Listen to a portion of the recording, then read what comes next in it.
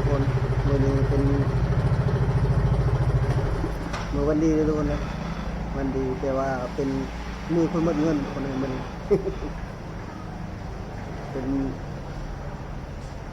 มือดีแต่ว่าหมดเงินก็บ่เป็นอย่างทุกคนนะสิ่งที่เฮาเฮ็ดก็เพื่ออนาคตข้างหน้าเลยทุกคนไปสิโอนเงินกันทุกคนเลย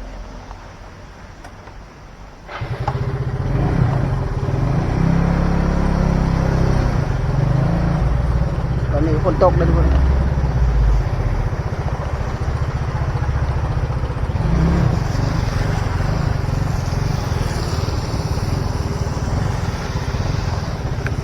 ฝนตกอยู่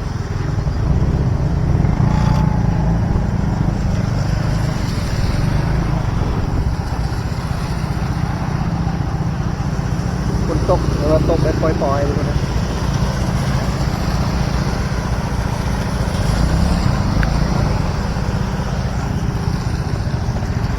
เดี๋ยวจะผ่านเงินให้ลุงก่อนพอที่ดินนะเพื่อนคนละก็ได้เลี้ยงวัวเลี้ยงควายไป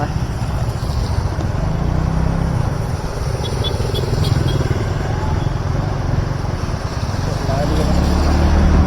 เอามันระวัง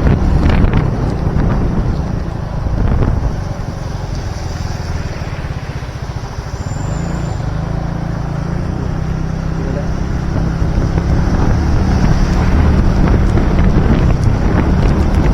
แต่บ่ฮู้ว่าเงินเพิ่นโอนได้หรือบ่ได้เพราะว่าเป็นบัญชีตัวลาวโอนหลายยันบ่ได้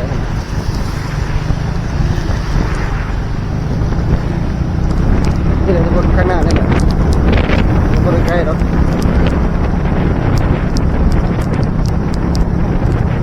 ลองไปถามเพิ่นก่อนว่าเพิ่นโอนได้บ่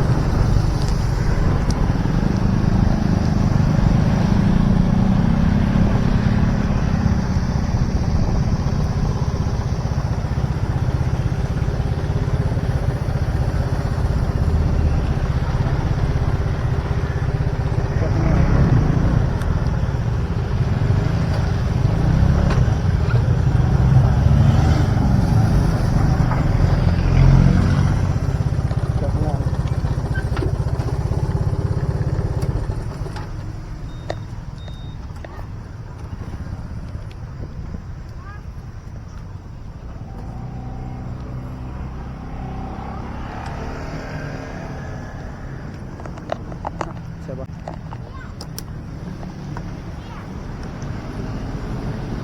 ฝนตกมันเดี๋ยวขึ้นไปก่อนว่าเอื่อยคนอยู่ป่ะ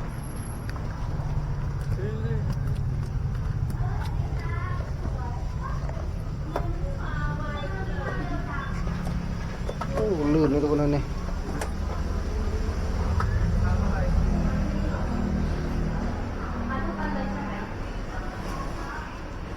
แต่วันนี้หนูไม่ได้ส่วนลด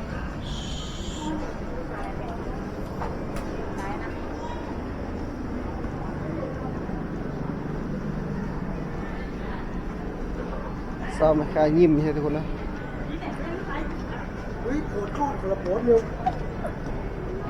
เดี๋ยวขึ้นเบิ่งก่อนว่าเอื่อยคนอยู่ป่ะไปคนเดียวขึ้นนะขึ้นมาได้ก่อน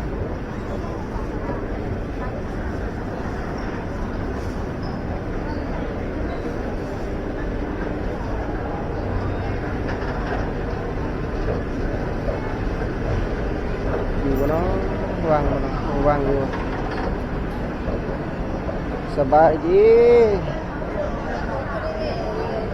มันจำเป็นนี่แหละเห็นเอื่อยมาทวงหนี้ก็เลยมาใส่นี่แหละ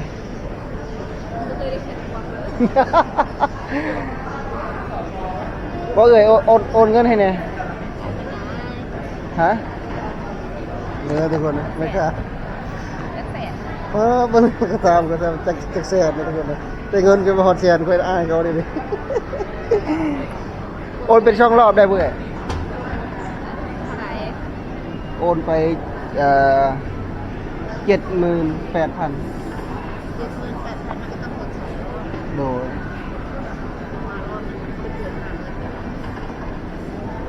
ถ้าเราไปธนาคารเขาสิโอนปืนบ่เดียวเขาก็บ่อยากไปหั่นนะเวลาโอนไปฮอดพุ่นแล้วอย่ามันเป็นแบบเขาว่าหยังบัญชีมาบ่เวลาเขาโอนไปแล้วบางทีคือเขาไปเอาเงินบ่ได้หั่นนะมัน ยังมันหลายโพด แม่นอ่ะเดี๋ยวโอนเงินก่อนจะได้คุยเนทีหลังฮะโอนกสิกร ถามเจ้าของผู้หักบัญชีนะ ตามไปแล้วก็โอนตังค์อันนี้ให้แหละ แต่ปกติบ่เดี๋ยวมันย้อนหลายบาทย้อนหลายเพราะว่าที่เราบัญชีหน้านะ นี่แหละเขาก็บอกมาอยู่ให้โอนมาให้โอนเป็น2 รอบเดี๋ยวมันก็ทุกคนนะมือสั่นในเงินออกเนี่ย เงินออกมือไม่สั่นเลยเป็นบัญชีนี่เลยนี่ ส่งมาในแสนเลยแต่ไม่เกี่ยวกับเราหรือเสือผักของพันอีกขวดเนาะ โดย ที่โอนพันนั่นที่ก็เดินพันบัญชีปกติย่านภาษียอดเราที่เอาไปเข้าบัญชีก่อนนะชื่อโอนพัน เดี๋ยวพิมพ์กันชื่อได้ก็จอยโมบายมาเดือนนึง พิมพ์เข้ามาจอยนั่นแหละมันจะขึ้นมา นี่ทุกคนส่งไปแล้วได้เดี๋ยวจะเพิ่งโอนอะไรนำเงินก่อนอะไรเดี๋ยวเงินบ่พอ มันจะเงินบ่พอโอนอยู่ด้านในบัญชีนี่นะบัญชีกสิกรนึงเดี๋ยว ค่อยจะเอาในใช้มันเดี๋ยวทุกคนนะให้เอ่ยเพิ่นนำเงินก่อน โอนให้ค่อย700,000นึงเขาเอาใส่มาจ่าย คนลุกเลยทุกคนนะผู้เงินเบิดมื้อนี้ เก็บเงินเก่งเพราะว่า นี่เลยทุกคนนะให้เอ่ยเพิ่นนับก่อน เก่ง บ่หลายทุกคนนะ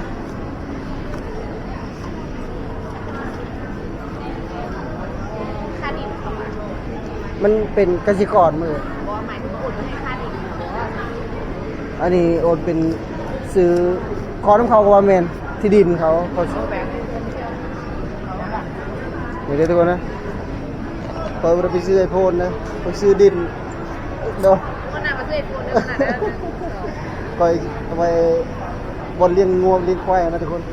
อย่าบ่มี นี่ก็ยังผ่อนเนาะทีละเอ้ยจมแล้วเหลืออยู่คนเดียวกับจมเลยแบบ มานี่เลยนี่เลยทุกคนนะ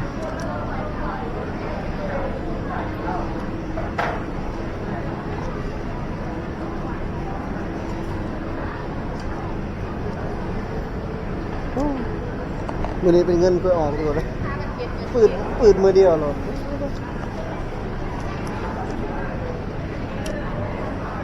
เงินก็แสนหนึ่งนะออกมือเดียวน้ำตาจิไหลมากดออกจากธนาคารเมื่อวานนี้ทุกคนนะ อีก10 ปีข้างหน้าเนี่ยมันจะเป็นเงินล้าน สาธุ นี่เศษ 8,000 แมน 78,000 78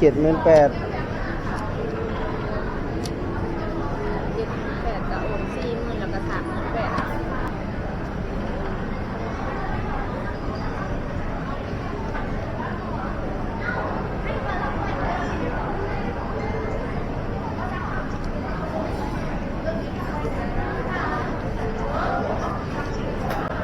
เอื้อยประชงมาทุกคนนะ70,000 กับ 8,000 บ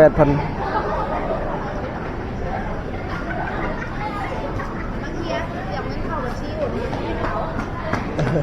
เหลือใจนะ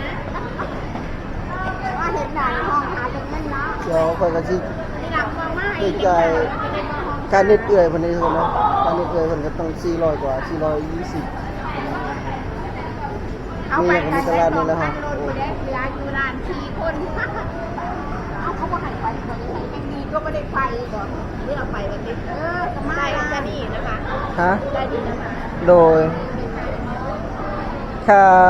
ค่าเน็ตเท่าไหร่ก็400 420บ่ ชื่อเพจนั่นแหละใช่ไหม จ่อยบ่แม่น คุณเนี่ยนะที่คุณเจอไม่ได้ดู ใช่นะ คุณหมา คนสาวนี่สิจะเป็นรูปลูกโดย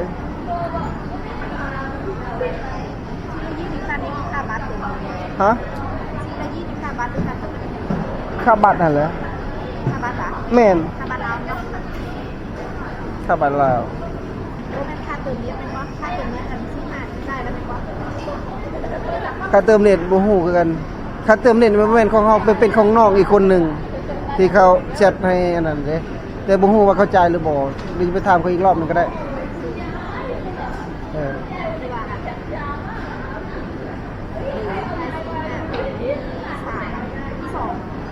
ที่สอง 42แม่นแหละเบอร์น้องอยู่ ใช่ไปถามแม่ว่ารู้เขียนนะแบบจ่ายมาจะไปอ้ออันนี้ชาเบอร์ค่าชีเขาไม่จ่ายเงิน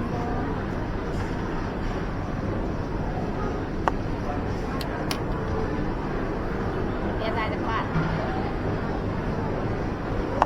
ลูกค้าก็มาเลยทุกคนเลย ของข้าวกระได ลูกค้าเพิ่นก็หลายนะมาคู่มือลูกค้าเพิ่นมาหลาย ก็ไปตัวแห้งดีก็ไปร้านนะเครื่องมือแห้งลงมาได้ยินเขาอีกคืนนึงบอกว่าปั้นร้านเป็นยังไงโรคพยาบาลเลยว่ามีคนมานั่งอยู่บนเขาก็ลุกแล้วก็อะไรก็ได้เขาก็ไปนั่งใหม่เพราะว่าเงินจะพัดออกไม่ได้กินอาหารก่อน ไปเฮ็ดบ่งเปล่าทุกคนเลย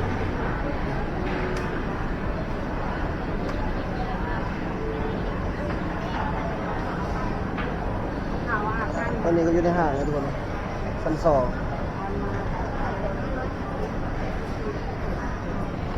เดี๋ยวค่าเพิ่นโอนเงินให้ก่อน โทรศัพท์จะเป็นแดงไปแดงมากอยู่ร้านก็คือมาเอาไปมันต้องปวดมากค่ะ เอาไว้ชั้นนี้กันทุกคนนะเดี๋ยวยังอันนั้นกันมาบ๊ายบายทุกคน ยังปลูกเอาแล้วเจ้านะยังปลูกเอาแล้วเจ้าบวกข้าวอุ่นร้อยเดียวไปดูปลา690 บาท แล้วรวมโอนนั่นล่ะบ่โอนเงินนั่นแหละโอเค คือเปลี่ยนอีกแบบนี้แหละ โอ้ แล้ว โห ขนาดเดียวเราก็จะส่งสลิปให้แล้วแบบนั้นเขาเอา โดยดีคนนะ อันนี้ยอดนี้แจ้งไปถอนไปแล้วเด้อ นี่ยอดโอนนะทุกคนนะรวมทั้งค่าการเน็ตพร้อมทุกคนนะ อันนี้ค่าบัตร โดย ค่าโอนแล้วก็สิ เดี๋ยวจ่ายเงินเอ้ยเพิ่นก่อนตัวนะเงินก็เหลือน้อยแล้วทุกคนเลย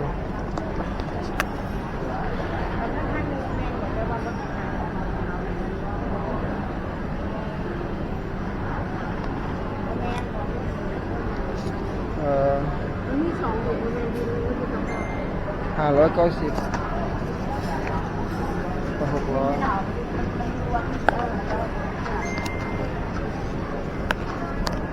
โดย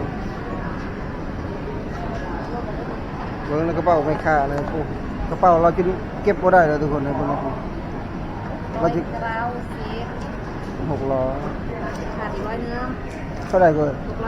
609 609คือเขียน5 อันนี้509ค่าเน้นมาบวกค่าโอนอีก100เนื้อ บ่นั่นแหละผมมองตัวนั้นแหละมันบ่เห็นได้ยอดมัน 609บวกค่าโอนอีก100 609บ่ได้พูดนะ รักเป็นเงินเนาะนั่งซื้อน่ะ นั่นแหละเฮาเกิดมาแบบ เอามันเกิดขึ้นน่ะเอาได้จับเป็นเงินชั่วโมงเนาะเอาก็สิได้จับเมื่อยก็สิโกงเพื่อพอกันตลอดเนี่ย พละต่างกันเนาะ เอาเลยนะก็สิได้จับเงิน10กว่ามื้อ โดย ค่ะขอโทษก็เกิน15 นาทีก็ส่งคลิปให้ โดย เรียกของเราก่อน ไปเด้อทุกคนนะกลับได้บัดนี้เอ้ยทั้งนั้นกลับกันเด้อโดยขอบใจหลายๆเด้อ ขอบใจนี่หมายถึงว่าขอบคุณเหรอ บ่ขอบใจในบ้านเขาเอิ้นขอบใจ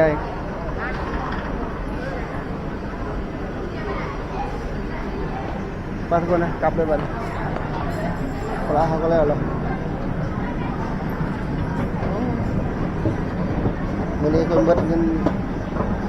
มันแสนนะทุกคนนะไปกับบาดยามันเอาเงินยังไงซื้อไว้ให้ลูกเวลานวัดพอง่ายมากก็จะสบายก็ไม่ได้ลำบากผู้เฮาหั่นล่ะทุกคน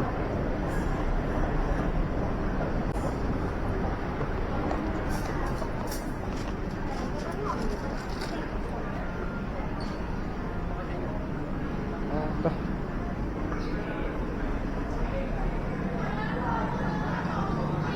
เบิดมือเดียวทุกคนนะเงินก็ได้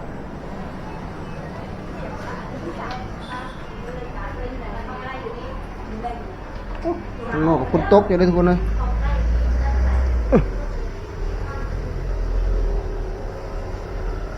เราไปหาซื้อกาแฟให้ภรรยากันทุกคนนะ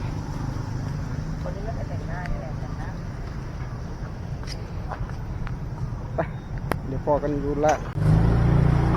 เดี๋ยวแวะซื้อกาแฟก่อนสักร้านใดเลยอุสั่งซื้อก็ได้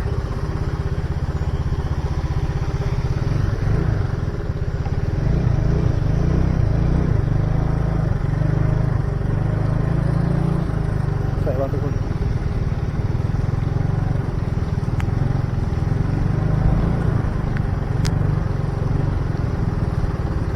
อ๋อ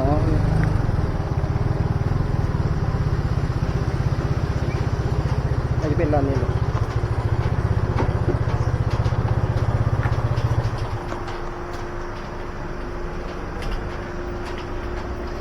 พี่เอากาแฟแก้วหนึ่งครับกาแฟแก้วหนึ่งใช่ไม่ใส่ไข่มุกอะครับไม่ครับ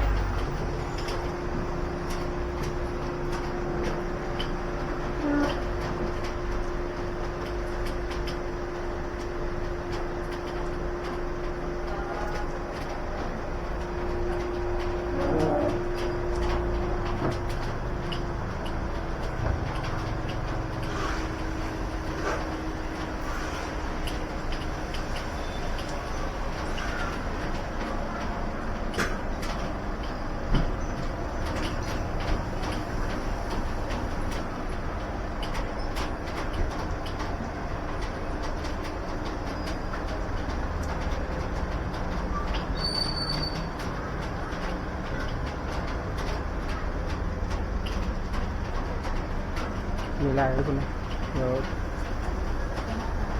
กินกันเนาะเหรอเนาะไม่นานแล้วทุกคนนะดิจีเอ็กซ์เปิลกินยังดีวะ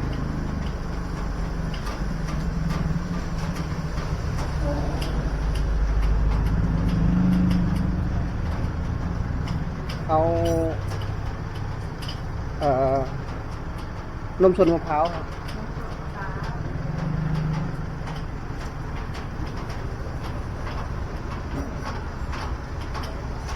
เดี๋ยวดูคนนะกันนะ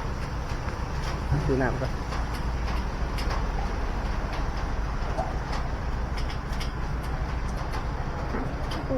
ราคาทองขึ้นอยู่ทุกคน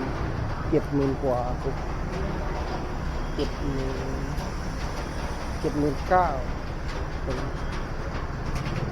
ร้านตัวนี้79,000ตัวนี้ร้านตัวนี้เท่าไหร่71,150ขึ้นเลยทุกคนทองขึ้นเลยตอนนี้เขาอยู่หน้าร้านทองนั่นก็ร้านทองกันนั่น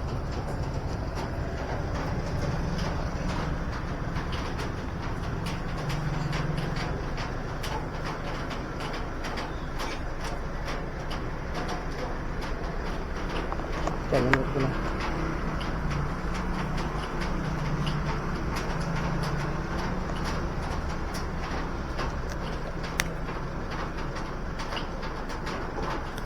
เงินเบิดแล้วทุกคนนะ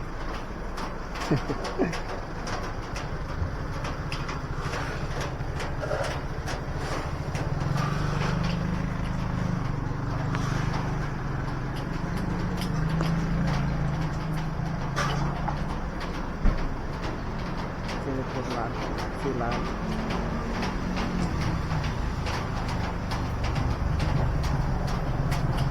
แก้วละ25 บาท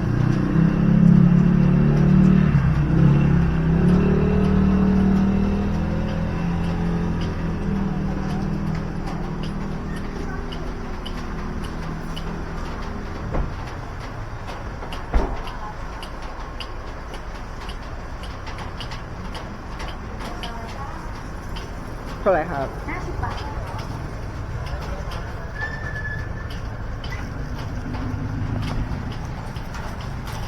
ขอบคุณค่ะ ขอบคุณครับ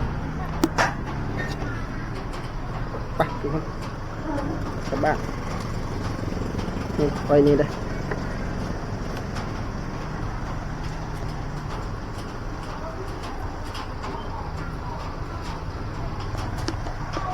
ไปกลับบ้านทุกคนเจอกันอยู่ร้านผม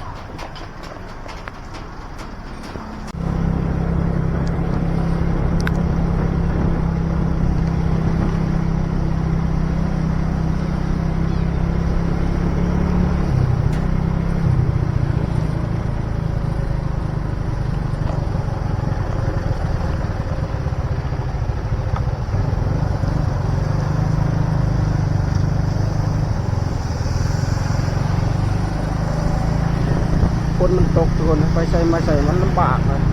ยามนี้โอกาสขับไปยามมันลื่นนะรถ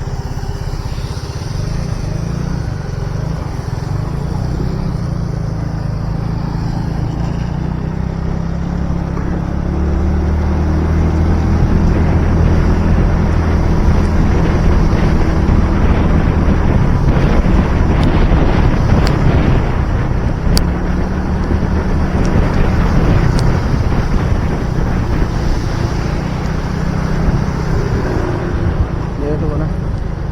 ออนไลน์อะไรบ้าง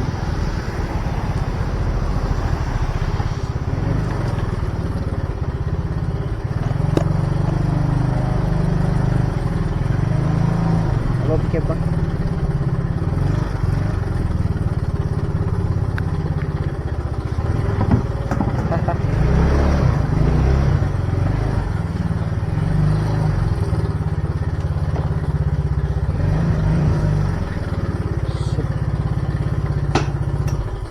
ได้ถูกไหมออนไลน์เลยได้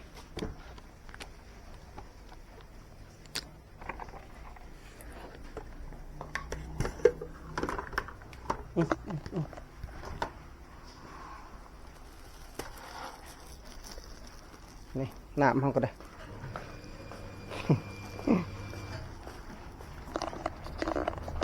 ออนไลน์เลยทุกคนนะน้ำเขาก็ได้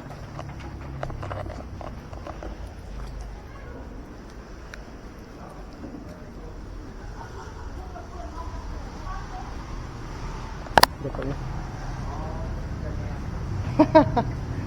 โอ้กระเทินแล้วเขาก็เลยกินซะนะ ไม่ใช่แบบ เขายังไม่ได้โอนมายังเขาไปโอนเงินเข้าธนาคารอยู่งงนี่ยัง เลขบัญชีอะ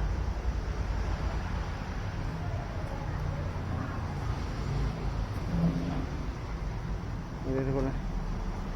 เราก็เกมร้านในบ้าน